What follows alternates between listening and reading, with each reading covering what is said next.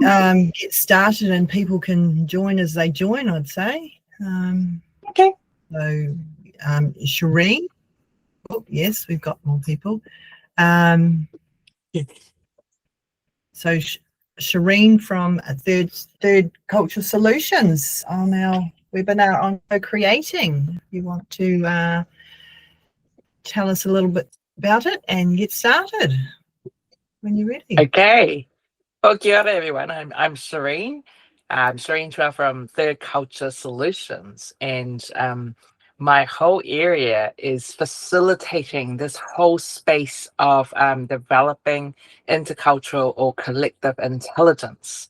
And let me explain to you what it means. But before we pick up, I thought, why have you signed up? What would you like to take away from our time today? It'd be really good to check in. I would say purely understanding what you do. Okay. How you work it. Yeah. Sure. Thanks, Terry. For me, it's, I just like the idea of sort of small businesses working together collaboratively. I don't know how sort of related that will be to what you're presenting, but yeah, that was why I dialed in. Cool. Hi there. Sorry. Hi, Nesta. Hi, Jackie. So part of the reason I joined NZBCA was specifically for this reason, because we run a testing company, and often, we don't go in and bid for a whole program of work, but I could really see this happening for people in NZBCA. So I'm really interested in the mechanics of how it would work and how people would, the mindset, I think, is really interesting of how they would work together. Yeah. Anyone else want to throw in an offering what you'd like to take away today? If there isn't, I thought I'd set the scene. I just saw this statistic yesterday that made me think we do need to do more co-creation and collaboration. Is that while small SMEs make up 97% of New Zealand businesses, over half the entire workforce, so over 50%, is employed by 1% of the companies. So there is this really interesting dynamic in Aotearoa where we have a lot of small businesses, but then we've got the majority of people working for large organizations, and predominantly the government. In those organizations, the small businesses, apparently, and this, I haven't quoted this, but I just found it, there is around 2,200 New Zealand grown businesses, the SMEs, that employ, people like you. We are part of this community, and it has been something I've been pondering for a long time, is how do we become better together? And so my whole area, the offerings that I do are in this space of becoming intercultural.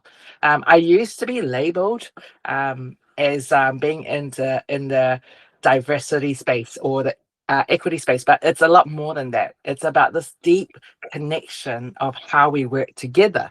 So if I were to throw out the question to you, what is co-creation? Or another word for it's collaboration, but I haven't used that because the root word for collaboration came from the war, where they had to be forced together. So I thought, let's try co-creation. It's a bit more positive. How would you describe co-creation, or what do you think it is? Oh, I'd like to jump in here. I see, I'm very much of the mind that we do create our own reality, and when we put our energy into an idea, especially that energy and ability to achieve that idea or goal strengthens by working with other people, like exponentially. Yes, it's the 1 + 1 = 3 effect in that sense. Yeah.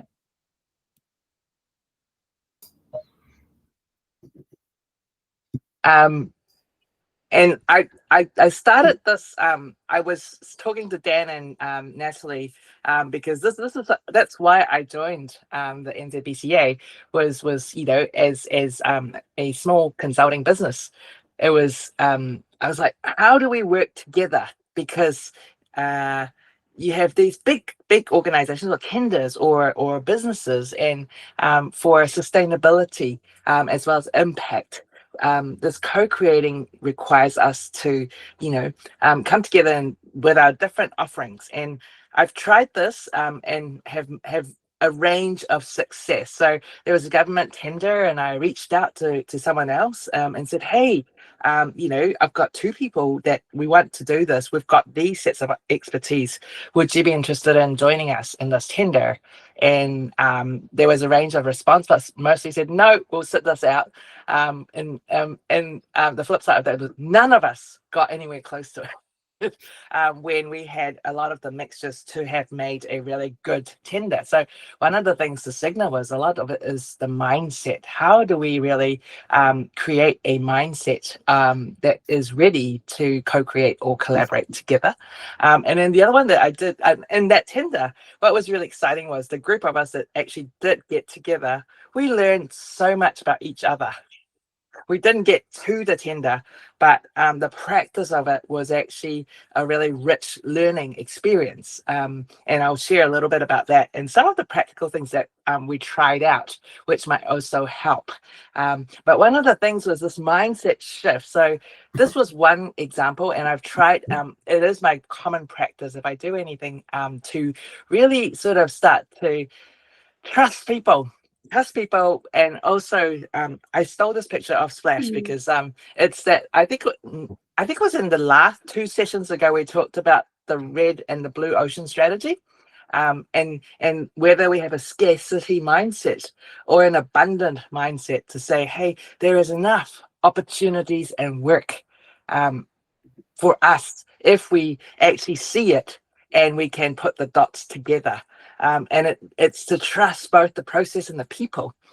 So one of the core parts of the mindset that we have to shift, and I think it's an ongoing thing, because I sort of think today, particularly with the current economic context, I'm seeing a lot of people go, no, just hunker down, just get things done. It's far easier to do it alone. It's faster to do it alone, the Ubuntu mindset, rather than to do it together. But doing it together takes a lot richer meaning, but also goes further and it's more sustainable. And so this co-creation begins with trust. What does trust look like?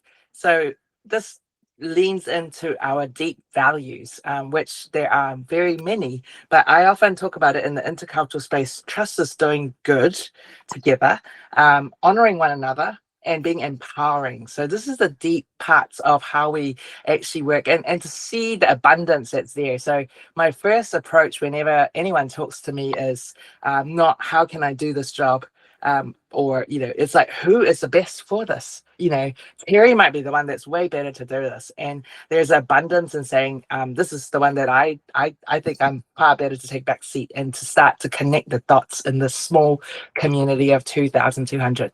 It takes a lot of I think it's a mindset shift that requires us to start to answer the question of how can we both win. How can we both win? And winning doesn't necessarily, it is both, both perhaps doing a tender together, but also possibly, the winning is building a network of relationships. And it starts with a lot of small commitments, these conversations that, you might have with similar people in similar industries, and also with different parts. So in my world, where we used to talk about cultural intelligence and collective intelligence, there is also a whole area of work in emotional intelligence. And so my work builds together with those that are in the EQ space or the coaching space. Together we can offer a bigger package. And so that's what I've been starting to do with a whole bunch of different people. And tonight we've got coaching cocktails. Thanks to ChatGPT, we said we need a title for how we do work together, and they go, come together for coaching cocktails. So that's what we're going to do tonight. But I want to ask you, I want it to be a bit more facilitative. What are some of your experiments you can try in this space to develop a co-creating mindset? Anyone? Because it's in tiny shifts. Oh, to me, Shireen, just either being introduced to or introducing yourself to somebody else in the network would be the first step. Yeah. Jackie's got a hand up.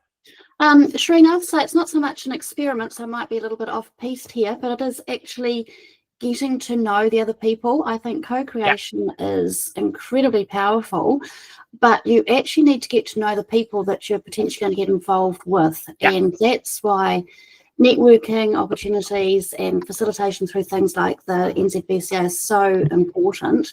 Because it's not until you get to know people slightly better, you might think, I could work really well with this person, and then you get to know them a little bit better, and you might have very different ways of working that aren't compatible or very different values or whatever, and sometimes it's just not going to work out well. So I think that importance of getting to know people just that little bit better is can't be underrated. That is in some ways not an experiment, but it's a attempt of, you know, really learning, going deeper. Absolutely. And I think Dan and Natalie were just talking about the networking that they've been trying to facilitate last week, and I'm sure that's at the intention of what they want it to do, and it's getting to know each other and what we do. And one of the things I've been practicing is also, you know, things may fail. You know, we enter into a lot of these things with best intentions, but for whatever reason, sometimes it fails, and it's critical for us to really think that through. Failure is actually really good too. Yeah. And if you only fail if you try. But it's also good to recognise failure and not to keep pushing through, because you know, pushing a barrel of water uphill is never good. It took me a while to you know, like when someone goes, no, Shireen, we don't want to work with you for this project, we're going to sit this one out, and I'm like, oh no. But you know, it hasn't changed the relationship. It was like, you know, separate the nuance. It's not personal, it's not for this one, let's talk about this, what can we do going forward? So it's constantly having this mindset of I guess moving forward, even if you fall back in the little ways. Now, one of the things, so the mindset is a critical part, and I'll build it onto the practice part of it, because they're kind of interlinked. And I play in this world of what I call complexity. And so complexity means that nothing's ever straightforward anymore. It could be complicated where A plus B plus C plus D equals F, but you go all around, whereas complexity talks about interconnectedness. So somehow, through someone, I got connected to Dan.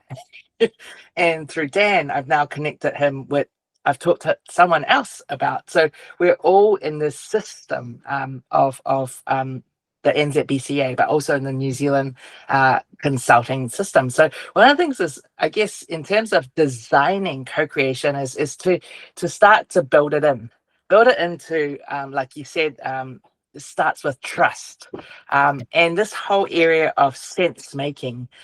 So when I talk about sense making, it's touching into this complexity space where we're making sense of the data. So yeah, getting to know each other is collecting data, collecting contexts, situations, and future possibilities. So and one of the things is just building trust to add value with, and not and for. So it's both with and for.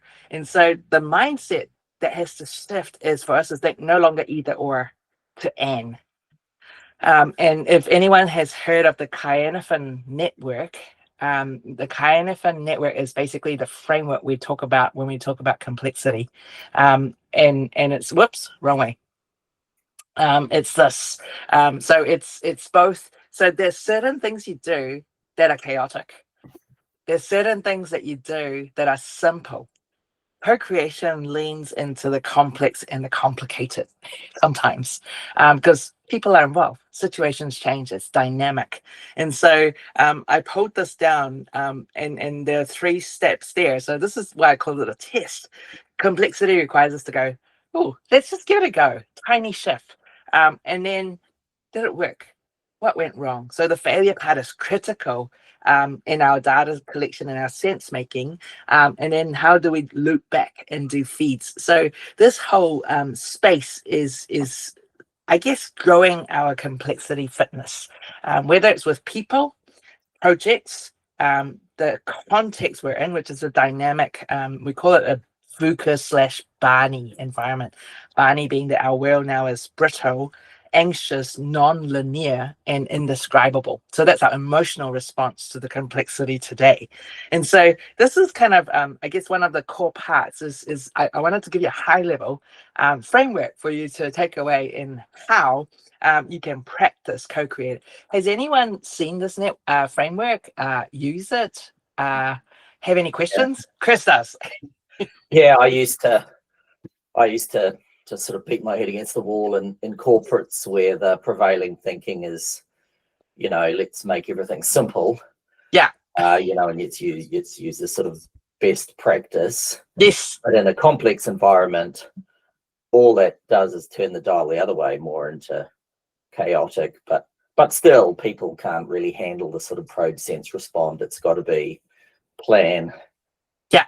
Understand, plan, execute. It's very, very difficult for, especially, that sort of control environment to really embrace this sort of at all. But nevertheless, maybe some got through. But yeah, I used to try to sort of get this way of thinking across when I was in this sort of space. Yeah.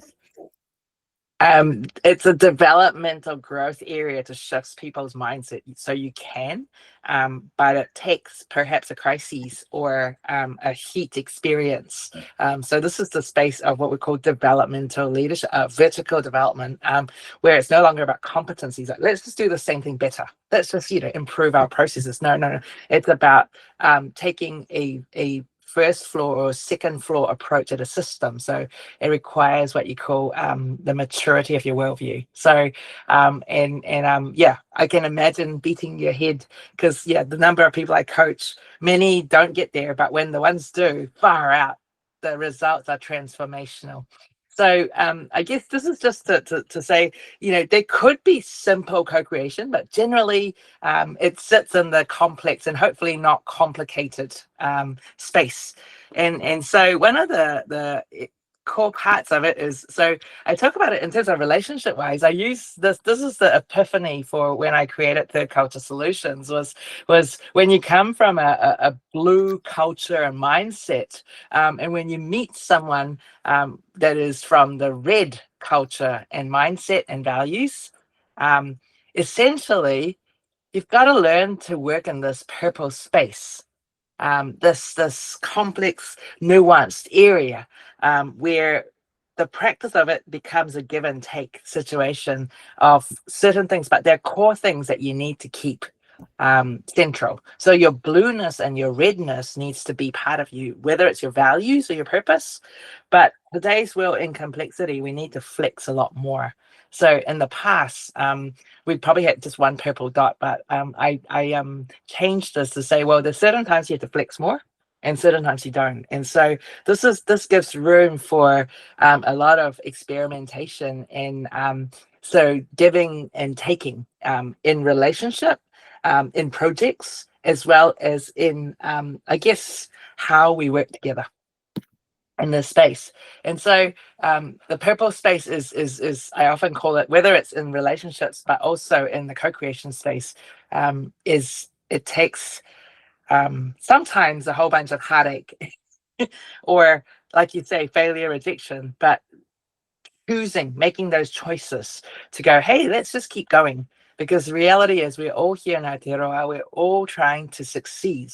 And I think, looking at the demographic, we need to do more co-creating for this whole ecosystem and ultimately the country to flourish. Because what we're seeing is a lot of independent ones, twos and threes, and you can only do so much when you're individuals. And we're so much better together, to quote Jack Johnson in his song. Now, what does it look like making it work? Well, this is the part, and then we're going to pause. Once I give you some of the practices that I've tried and I've seen it work and not work, I want to turn this now to have a conversation to go, what do we now do for this? Dan and Natalie are here. How can we co-create together? What are some key practices that we're going to take? So some of the practices that I've tried, initially is just giving it a go, has been really, taking into account your core values. how are you going to approach creating? For me, it's about generosity. It's about integrity. It's about care, manakitanga. And so I approach anyone and everyone to go, hey, in any business opportunity or future potential, what does it look like to be generous? If it's not me, could Chris do it? Could Terry do it? Could Terry, is there someone in the network? As we start to think not just beyond ourselves, there is goodwill, but also the potential.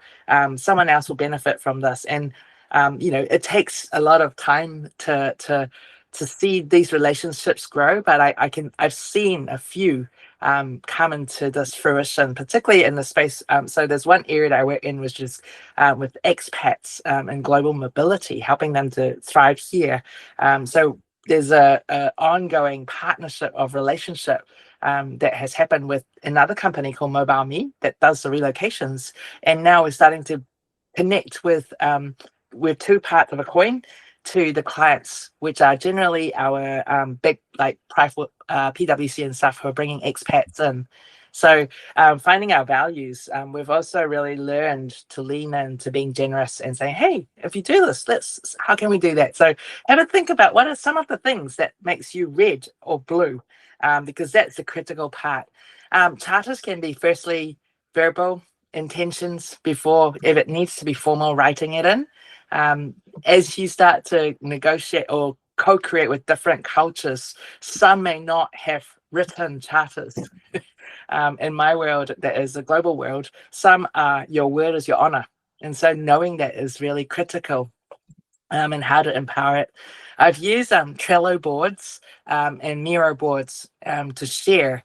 And that's been really helpful because people then can say, hey, I see that you're interested in doing some of these things. And so a lot of it starts with these conversations, and it's the practice of being open and transparent, giving it a go. And if someone thinks mine's a great idea and they're going to take it, I've come to the place where I go, it's okay. It's actually okay. Copying is the best version of flattery, I think. Is that I'm not sure how it's quoted. So if you want to talk about being purple, go for it. It's I've gone beyond in my journey of processing this. Is like, it's no longer me. It's how we move from me to we and ultimately us. Because in today's context, it's the we and the us is really going to be critical. How do we communicate? Rituals? Yeah, these connection points. How do we find a common time or a way to communicate that helps in these small little pockets, but also as a collective? This community, is there planning that we can help to make it work? One of the things I learned was starting bite size. So the tender might not have been the best jump for it. But it started with a bite-sized conversation with coffees. I spoke at a conference at the HR Summit, and I brought 2 other people along as my team because they were saying, we want to see what you're doing. And I said to them, hey, if there's anyone that wants your services, just go for it. It's okay.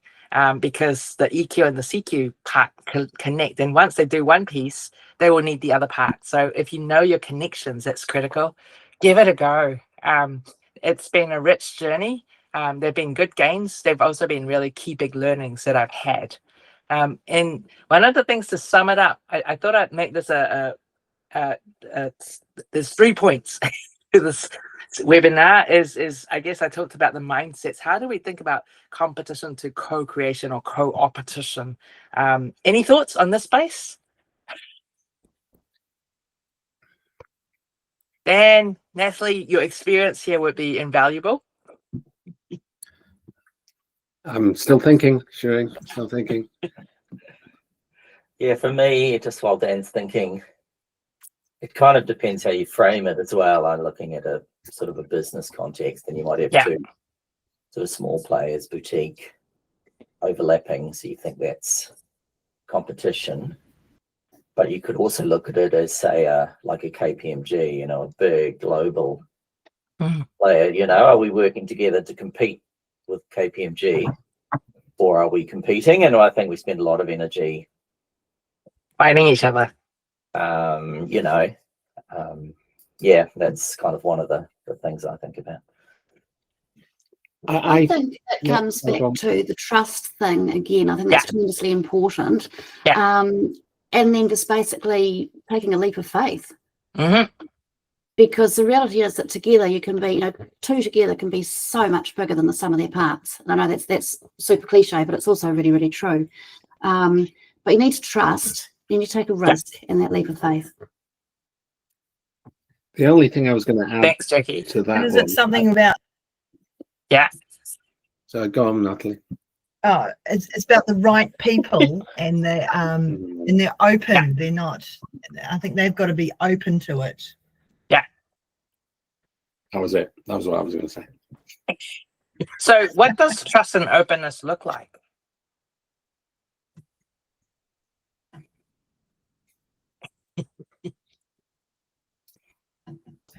It's something that you have to use your EQ for, not your IQ. Yeah. Something Absolutely. I'll see. And I think sometimes, when you do sense making, you go down to the deeper parts. What does trust look like for me? And what does trust look like for you? And this is that start of that conversation that we're going to have that then starts to go, oh, okay. So trust means for you need to be in the beginning. Let's have the conversation here first rather than later, So I think if I learn from the two experiences, one, the tender that I asked for, I started the conversation when the tender came out. And I said, hey, you've got the skills, you've got the networks. So this was the Palmerston North tender for EQ. I had the CQ, and the other partner was a lady that brought EQ to New Zealand. So we said, we've got this, but we can't do it ourselves. You've got the networks in Palmerston North. You also do EQ.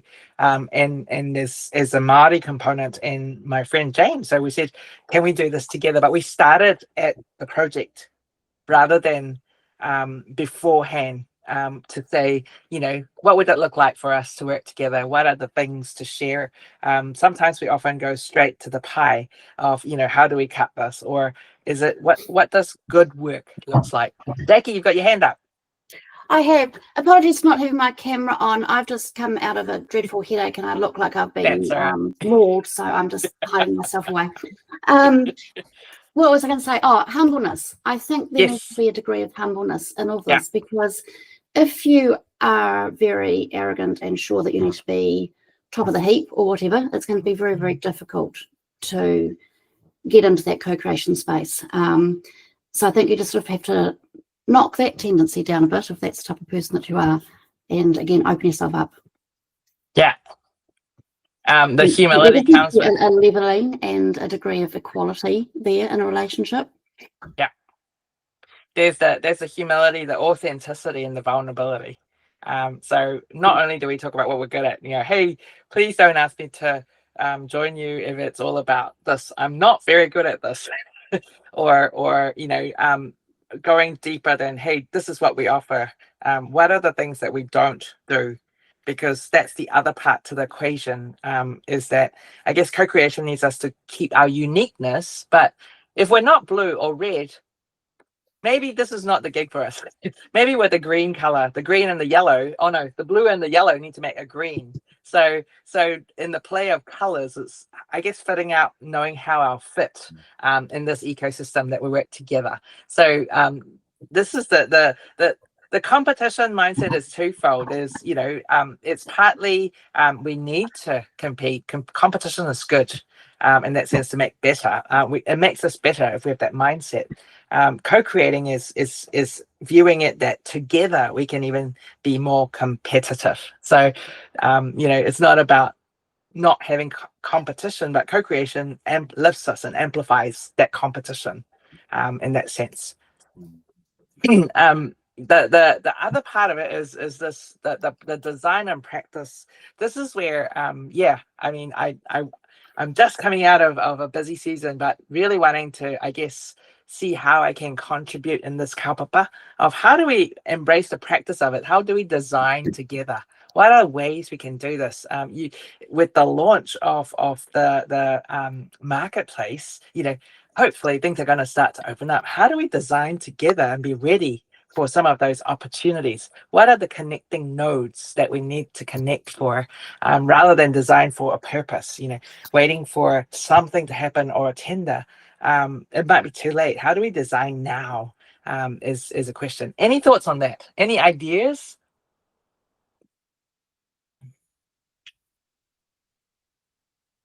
My ideas are, look, I agree with that, Shireen. So the stages that we've gone through in our effort to put together a marketplace where we can work together is, one was, let's build the relationships, and I think we've got past that point now. That is part of the infrastructure for me, or at least, you know, it's part of the structure.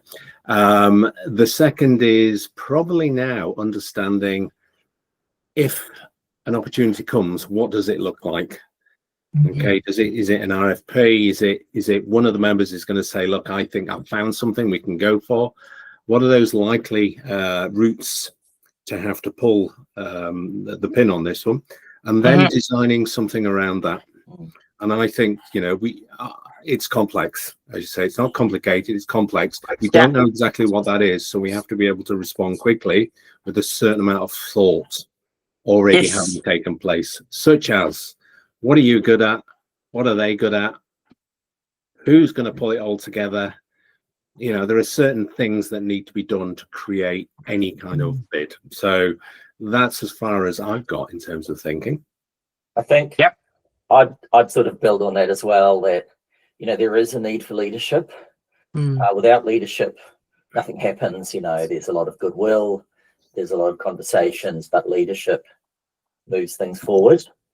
And in a hierarchical organization, that's quite straightforward. You know, you've got a boss, you know, and if something untoward happens, maybe their boss will speak to your boss. But in a community of equals, you know, no one's a boss. Leadership's, it's a lot more nuanced, but it's still necessary, because without it, like I say, things go around in a pool, and just how that leadership dance works, you know, who would know? It's complex. But yeah, I think ego, to Jackie's point, you know, if ego's in the way, or sort of a you're not the boss of me type effectiveness, then that just blocks. I think there's throughout this whole world at the moment, and certainly on LinkedIn, there's this cult of the leader. And in fact, I think what would be really useful if people learn to be good team members when it was their turn to be a team member, and not try and lead, and just get on with their job within the greater whole. So I think that all fits in with humility and leadership to me. That the other side of it is, sometimes you've just got to do what your role is and not try and influence everything. But I think one of the things too is leadership is a word that's loaded, or a leader is loaded, in the sense of there's so many versions of leadership, and I guess in the complexity world, the development of a leader that is what we call a level 5 leader is one where the ego is died. So you're no longer you lead from a conductor view rather than a command and conquer, would be the best way to describe it. And so you know, and Dan, you're right, there's the leadership aspect and there's the follower aspect, but what does leadership look like? You know, the empathy, the humility, and there's a whole piece which I did my research on, which is responsibility. What does responsible leadership look like? Responsible leadership's not about being in the front. It's about caring about the system, really. Any other thoughts? This is good conversation. I think I've got 5 more minutes. Because we're going to ask. Sorry, just a question. You said responsibility, care for the system. Oh, I was kind of thinking you were going to say care about the people, but what do you mean by the system? So we are all part of a system. We're all part of the NZBCA. So as people, we're also bound together by this collective of a system. And so how do we care for it is how do we, I guess, bring our own little contributions into this kite, and also, you know, support Dan and Natalie, but also two-way, you know, how do we figure out how, you know, like you say, Dan, what would it take if we need to move forward fast? And we can, if we're ready, in a mindset, because sometimes you can't wait a year to let's build a relationship and trust. How do we give this a go and do little tiny steps together, tiny shifts? I was just out of interest on LinkedIn when Natalie was, I was just looking at the adaptive cultures. So I think Radically is just, so this is the space that some of these other guys play in. They're running a conference, or they're sponsoring a conference. I don't know what it looks like. And they have all these different people coming in. Could an ecosystem like that, how do we showcase this, that we are a collective? If we can't go to places, should we bring them to the party? So those are just some thoughts and ideas of what does design again in is to start this concept. And the last part of it, Dan, is exactly what you said. How do we build this infrastructure? You've started so well, I guess, with the marketplace and the AI part of it, but also the connection. But what do you need? How can we continue to support you, but also help you to build this infrastructure? Help us, because it's all of us, needing to do this together. It's interesting, actually, because the marketplace, as it stands at the moment, the ability to go in and see a list of suppliers, was the experimentation for the consortium, which was the original idea. So I knew there was no way I was going to be able to go to that final stage of joint RFPs and whatever that is, or even a more formal consortium. There's no, that will take a while to get to, but we'd have to prove it by seeing who was ready to come onto the marketplace and gently play with each other. So it was part of. We didn't know that when we started. We only knew that once the conversations had started and it became obvious how complex it would be. Yes. And it will continue to be that, because this is the world today. Yeah. It's my favorite word. I spent 6 years in it. So, I mean, the marketplace is one infrastructure. What other infrastructures can we build to it to enable each other to scale? Any ideas? I don't have any ideas. I'm just wanting dialogue.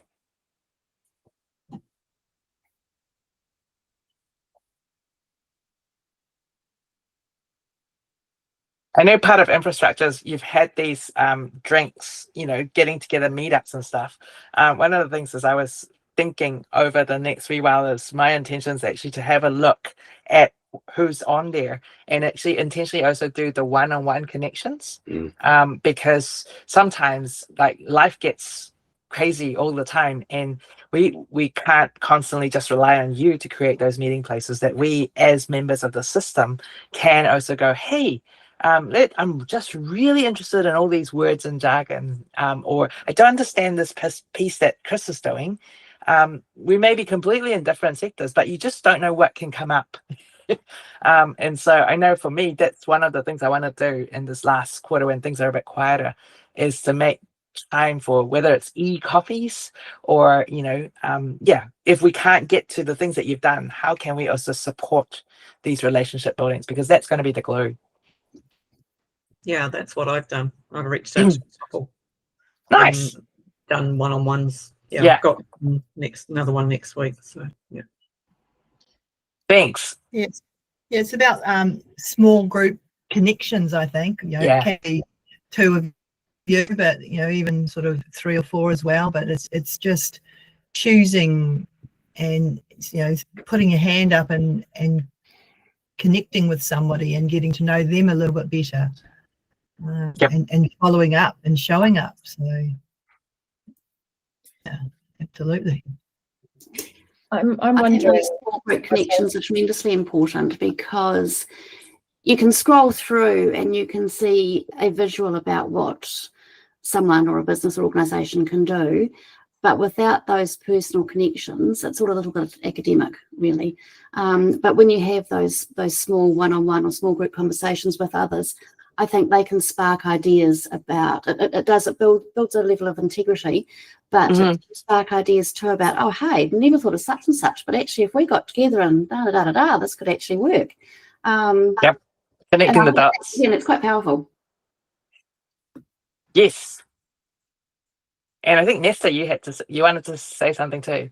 Yeah, I was just, because you can have all these catch-ups and meetings, but if there was some way of knowing of you know, RFPs or something that is coming up that would be where Dan or the group could go, hey, there's this big thing coming up.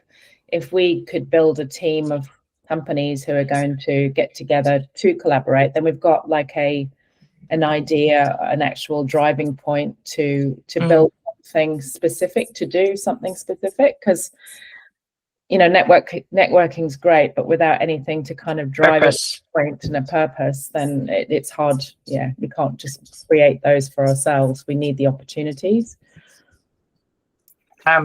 Gets has been really quiet at the moment, but I think things are picking up.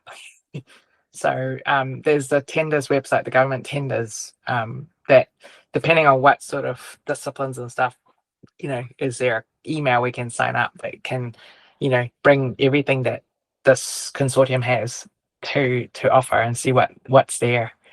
I'm happy to sort of, look again, part of the next stage, I think, probably post-Christmas, just to be honest, in terms of, you know, we set this up. There's two elements there. One would be getting a handle on who really would be okay with partnering. That's the next stage, you know, and that requires a fair number of one-on-one conversations again. Just to size that up. I'd start with who's on the marketplace, because presumably they are, you know, open for a collaborative way of working. And then the second is keeping an eye out for those opportunities. And then, you know, what is that? How do we decide to pull the trigger again on that? You know, so that's where my head is at there. I think it can be done, and I think it should be done. I think it just has to be done. That's all. And again, it's a little bit chicken and egg, I guess, because it's kind of like, you know, are we ready? No, we're not ready, so we have to get ready. And then there's this sort of alternate school of thought of like, well, they'll just give it a go. You know, not making me any money, you know. So, but it is chicken and egg. It is, and one of my slight worries, Shireen, is it becomes like what you experienced, which is ready to go, and then somebody says, "Well, I just haven't got the time," and the whole thing crumbles. That's all right. So there's a certain amount. It would be great actually if it were driven by a member. Then a member says, "Look, I think it's a really good opportunity." That would give us a focus and some a core, really, as well. I think my key learning either way around, as Chris is saying. My key learning was I've spent the last year sitting here going, I'm not ready. I want to hide in the academic bubble. I've just come out of doing my PhD. I'm not ready. And someone just goes, you just got to go. Just give it a go. And so I'm like, okay, I'll just see what the how it unfolds. Let's just go with it. And if you're not ready, you scramble until you become ready, because complexity, if we sit until we wait till ready, complexity will just change the dial anyway. So that's my learning for this year is you're never going to be ready, or you don't know what you're capable of until you give it a good go. And so I'm up for anything. Right. And I guess as I wrap this up, I was just thinking about this. This you know, it's about the possibilities. It's not just sharing the work, but it's so much more about it. It's, you know, when you start to connect those dots, even the different parts of it, the most original parts can come together, in you know, do some amazing things. So I'm up for this journey. That's why I'm here, and I really want to encourage each one of us to step into the space. So that's mostly what I had to share in this time. And my question is, what are we going to do next quarter? That's what I wanted to leave you with. Can I just chuck something in here? Sure. We just so A4, which is a testing company, that's my company, my business partners. We joined an organization called Algim. I don't know if anyone's heard of it. Yes. So it's for local government, and they have some, mostly New Zealand, but they've also got some in Australia, and they're moving out to the States as well. So we did a webinar to them all about, you know, automation and how cost saving in recessionary times. That was the title. Those kinds of organizations might be a good place to start, you know, where you've got like a captive audience. So the webinar had like 80 people registered, 40 of them actually turned up, but they can watch the replays. There must be other things out there. Like I know Amatai which is for Māori owned Sustainable, yeah. and sustainability. There are some big things out there, and I think the government has just put out a thing about having to spend at least 10% of their consideration, which I was like, really, 10% on the New Zealand economy when they're looking for suppliers. Just blew my mind. But maybe those are other places where we could be as a group proposing doing webinars and saying, because I don't think it's like, how do we actually get our name out there? How do we let people know that this is what we can do? Because at the moment, there's the Datacoms and the PwCs, and everyone knows that they cost a lot. And look, Nesta, definitely in terms of what is available here, I mean, by all means, use the NZBCA branding, sell the story as part of what you do. As Shireen was saying earlier, you've got your own independence, your own business to look forward for. But in fact, if you want to say, but we also partner with these other organizations and we can bring other things, that's part of the strength that we can bring as an organization. I mean, look, if all 50 members all advertise the NZBCA, then of course we'd start to generate some momentum as an organization. So there's a little bit back there on the members to just do it, just go ahead. So we can just put the logo next to us. Put the logos on, absolutely. Okay. Yeah, absolutely. Cool. Use them as you see fit on the bottom of your emails or whatever you want on your proposals. It's all for members. It's all, that is part of the benefit and certainly the encouragement. 2 or 3 of the members have already done that. And again, that's just helping them open a couple more doors, because it's not just about what they do anymore. They are a potential partner who can bring in other organizations. And that's what a lot of clients look for. Yeah, certainly. I've been hearing a lot that the larger organizations, they prefer a group of people coming together more, but they say that, but I'm not sure what it looks like in practice, because then it goes into this procurement pipeline, which you can't see. But I know that certainly they said, oh, we like the fact that, there's 5 of you from different parts, contributing to this proposal. But what it looks like, I'm not sure yet. Yeah. So the single throat to choke is still a thing, as in if it goes wrong, who is on the hook for it? Yeah. The NZBCA isn't designed to be on the hook for it. It doesn't have anything like, and nor does it want to have the responsibility of leading multi-million-dollar program. So, part of what we need to do is, for anything where we go together, is probably identify a single lead supplier. And that person's probably, if that, it's the person who brings the, it brings the opportunity to the group. Is typically how it should work. But that person may need support, and we can provide that support. Cool. Well, that's my offering in this whole co-creation space. There's a lot more you can go delve into deeper, and certainly, really open to getting to know each one here. Really up for a coffee, drop me an email, or I'll find you on LinkedIn.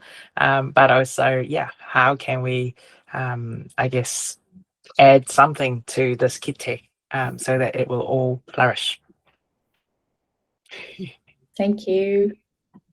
Thank you, Shireen. Nice no worries. Yeah, thank you.